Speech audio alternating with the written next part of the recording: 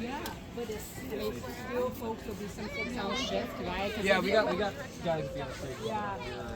Oh, Since my new position, I get a driver.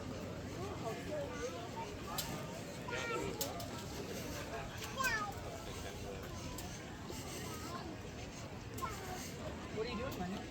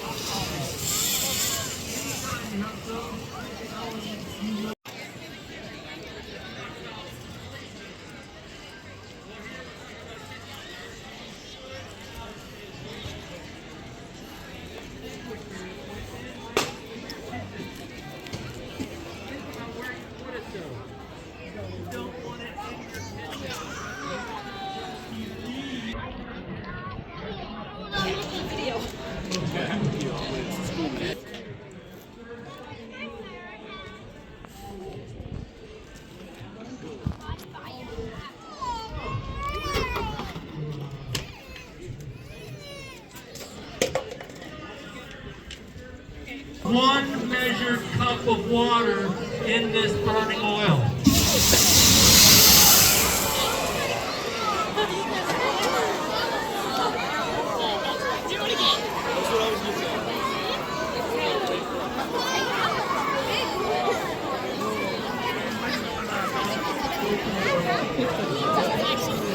That was 1 cup of water, not 1 water glass.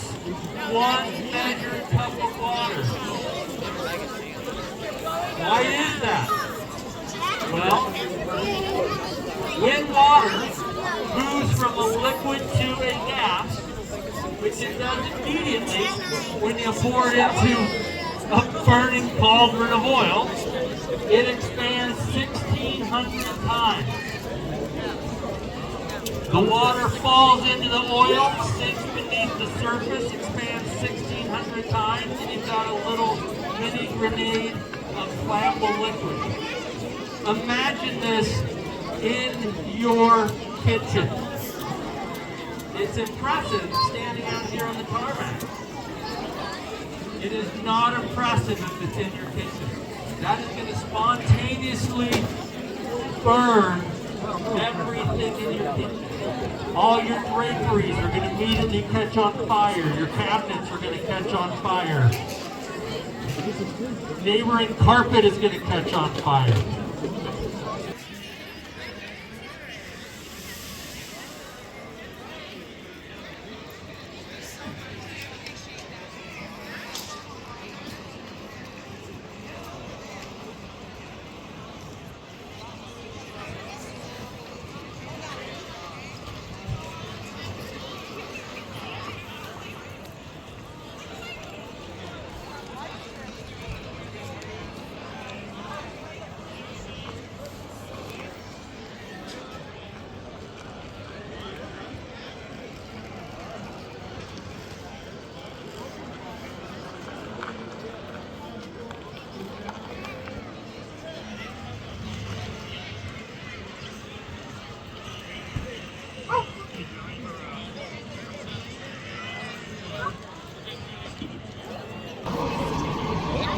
I know, like, parents, I want to hear kids. There's technology now to help you with that. Shutting doors is a game changer. Into a pot is classic. Gets more people than people like this. So, we had a post-4th of July fire in our bark mulch. good. Smoldered sitting in my office and started seeing smoke past the window. Did you get that? Embers and the fence was fully. We also have a lot of distracted drivers, right? They have kids, they have pets, they've got jobs, they've got things floating around their vehicle that they need to chase down so they don't get broke down. Sometimes those vehicles, just due to natural conditions, find themselves around, right? Very hot. Poor visibility. Vehicles are very fast. They have a lot of mass, and they carry that energy forward into whatever it is they collide with. Yeah, I know that. They've also made them really, really safe. All of the passengers who end up in this position. They are amazing. The number of people that don't get killed in the number of vehicle accidents is astounding. However, this isn't just exceptions. We all agreed to abide by the rules. But sometimes things happen, we do get in an accident. When that happens, it's trapped within the vehicle. Call 911. We come, and we extricate you from that vehicle. The point of this exercise is just to demonstrate to you the capacity of the tools and skills of the people, so that you are comfortable that no matter what you get yourself into, we will figure out how to get you out of it. Stand up.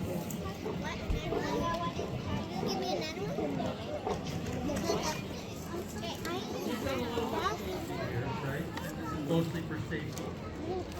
So this is a vehicle that is rolled and found itself on its side.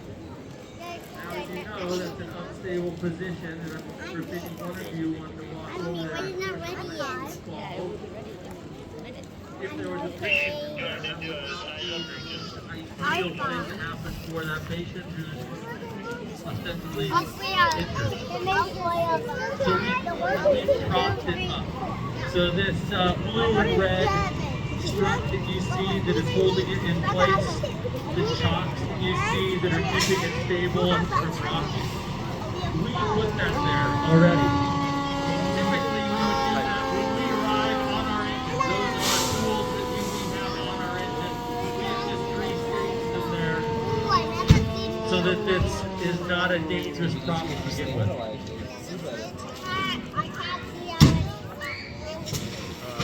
We always say an ambulance and an engine to every vehicle collision.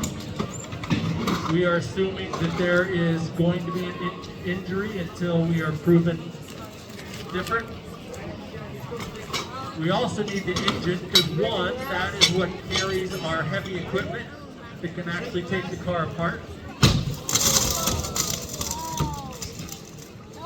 But also, this car is full of flammable liquids. And so the fire engine needs to be there because you've got a hot engine, you've got a bunch of tanks that are designed to hold flammable liquids when they're right side up and also right side up. The potential for fire is very high. Our guys immediately go to work. They take out the glass. We're assuming that there is a patient in the driver or the passenger seat. They take out the glass so that they have access to the posts of the car, the pillars of the car. The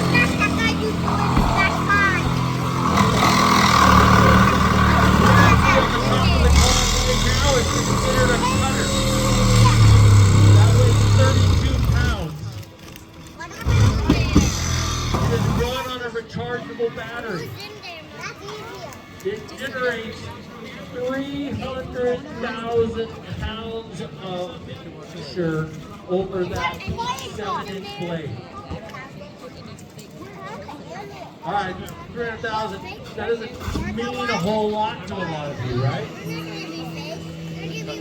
If you take the 2 booster rockets that are on a space shuttle, right, that initially push it off to get it out of Earth's gravity,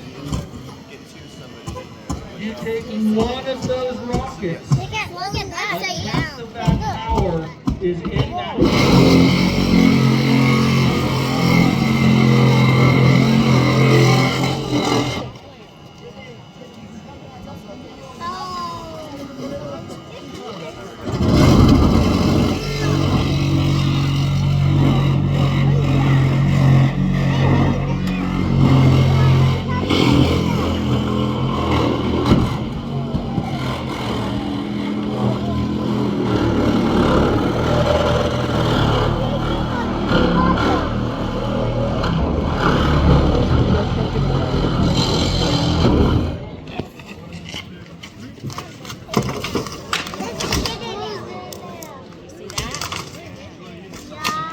The purpose of the removing the roof is that so we have immediate access to the passenger compartment and the full passenger compartment. This vehicle could have 1, 2, 3, 4, maybe even more passengers inside. We need access to all of them. This is also a Prius. What do Priuses have? Batteries. They have big batteries.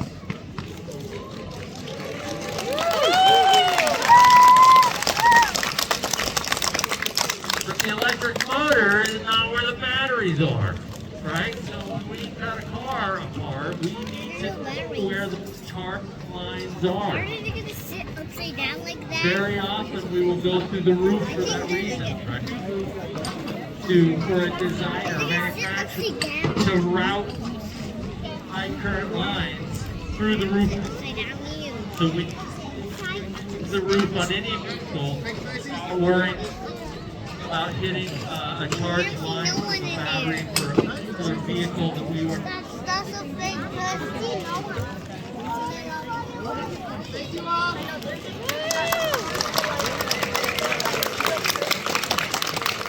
Just like firefighters everywhere, they can't leave it.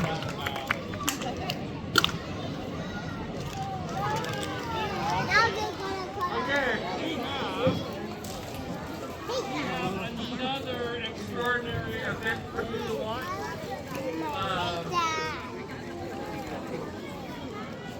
The Sheriff's Canine is going to do a demonstration. It's going to be right here. Super fun. The kids love it. They can get their dogs to do. It's absolutely amazing. This way, the dog's coming. It is 1:15 right here. My dog. Yeah, I don't see any dogs. 20 minutes. trước một quay lại, okay? Dog will come in a little bit. That gives you about 20 minutes. Gresham. Doggies. My kids are right. I didn't want you to accidentally step on them. Thanks for telling me. Grayson. This will be all right. Grayson, you're small enough.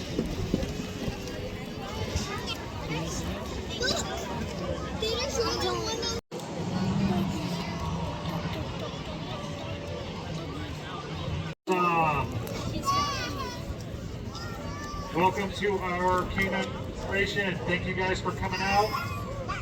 Hopefully you've had a good day, and hopefully we close this show out with a good little demonstration of our own here. We're always happy to come out here. It's one of our favorite demos of the year that we do. It's also one of the last demos of the summer that we do. We're going to start by introducing a couple of our dog teams here, then we're going to have some fun. We're going to answer some questions. We're going to pass out some trading cards and some stickers, so stick around after the show if you want to meet the dogs, talk to the handlers, get some photos.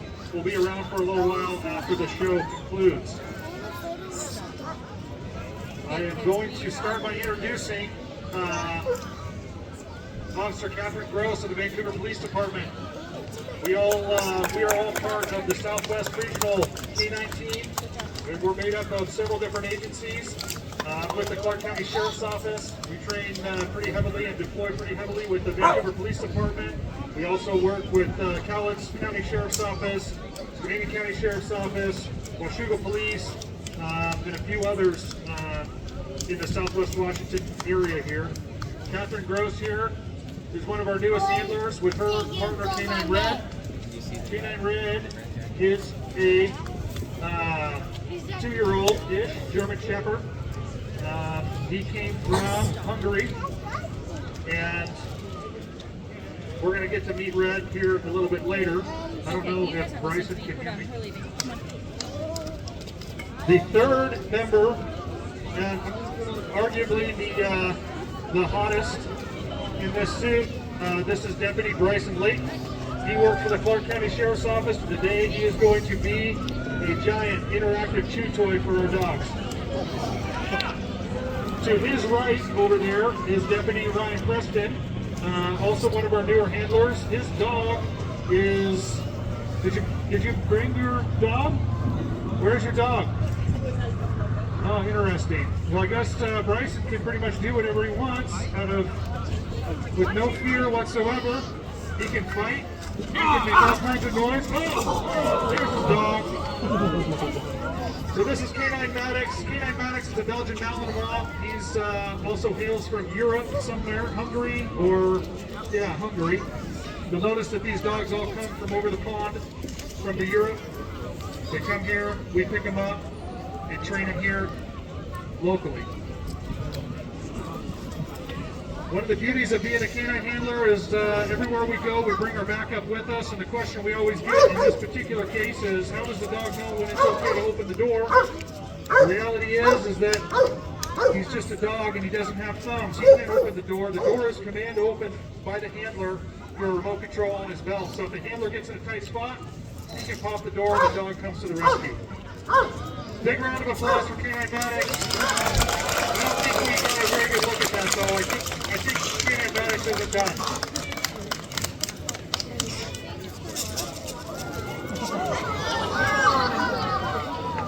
So as you can see, one of the main reasons we use these dogs is for their speed and agility. They're much faster than we are. They've got 2 legs. They save us a lot of running. And as you can tell by looking at Deputy Preston here, we are not in good shape, okay? I jest.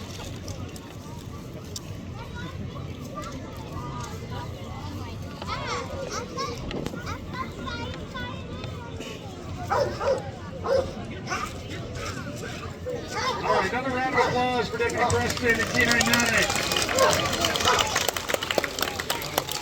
Now we're going to bring Canine right out here. We're going to try, after he got all spun up, watching Maddox play, to demonstrate our handler protection. This is part of our certification. This kind of demonstrates some control over the dogs. And we'll see if Canine Red is going to play by the rules or whether he's going to cheat like he's a kid at Grandma's house.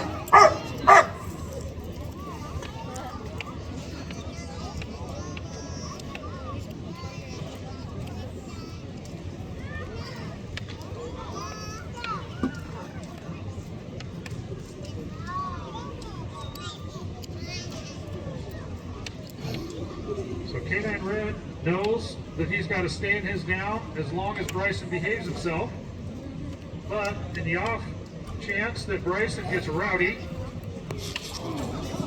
Canine Red comes to the rescue. So again, this is not something that we ever do in real life, but it is something that we train to and we certify to annually. The dogs have to be under control. They're very highly trained animals.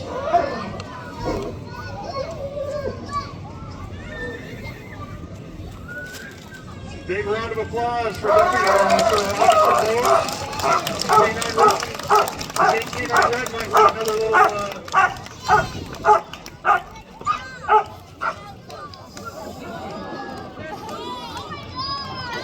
One of the big questions that we get all the time is, do the dogs always bite on the arm? The answer is no. If you'll notice, the only thing exposed on Deputy Layton there is his hands, although his hands, his jacket's a little too big for him, and his head. The only place that we don't allow the dog to bite is the head or the neck. Anywhere else is fair game. We just happen to catch him because it's safest in these demonstration scenarios. Safest on the dogs, safest on the handlers, safest on the spectators. I'll pick it up later.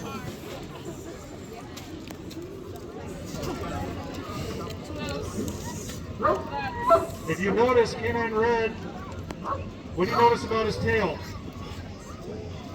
Does he look like he's... He looks like he's having fun. This is just a giant game to these dogs. These dogs are not mean, they're not vicious. They do a job that we train them to do. It's no different than throwing a ball for your dog at home, playing tug of war with a chew toy with your dog at home. It just so happens that we have, like I said, a giant interactive chew toy in Mr. Layton. And you'll see that after this demo when you get a chance to meet these two dogs. They're super friendly, they love kids, and you'll get a chance to pet them here later if you so choose. How do your arms feel, Bryson? Perfect. So in that suit that he's wearing, the Sandroid bait on, it protects him from the teeth of the dog, but not the pressure of the bite. And these dogs have some pretty good pressure. So when you get done decoying for these demos or for our weekly trainings that we do, your arms are kind of bruised up and sore. Deputy Layton takes a lot of bites for us, and we appreciate it. I also think that maybe I think your shoe's untied. Is it untied? Look a little bit. No, it's the other one. The other one. Oh! So like we said, everything's fair game.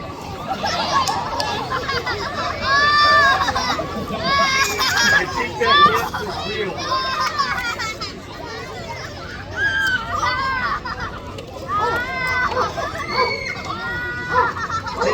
I don't think that the folks on that side get to see it very well.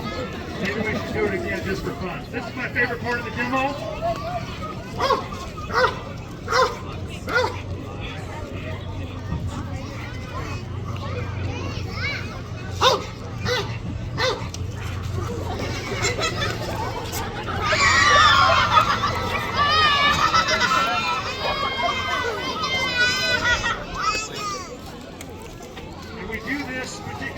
For a very important reason. It's because it's funny. We think so. I don't know what Bryson's opinion is.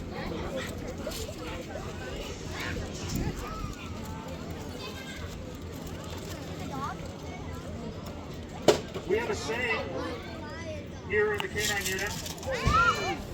If one dog is good, two dogs is what? Better! That's right.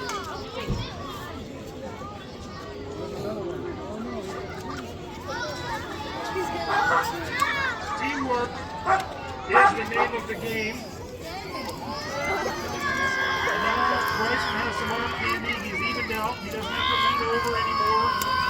He doesn't have to worry about throwing his back out. We can do a little dance, a little go-see-go.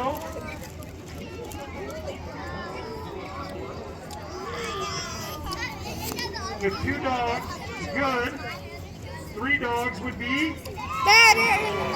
Way too many.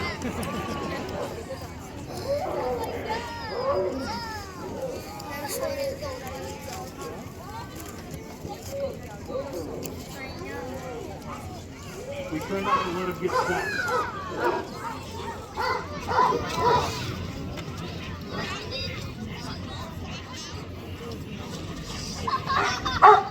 All right, you guys, big round of applause, please, for both these handlers, our partners, and mainly Deputy Layton here, who is taking all these bites for us. We're going to put these dogs up. We're going to get out of that suit, breathe a little bit. You might want to give him a wide berth when you come up to meet him, because he's going to be a little stinky after that.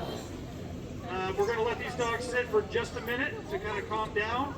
And then we'll get them out here. You guys can line up. Again, we've got some stickers. We've got some trading cards.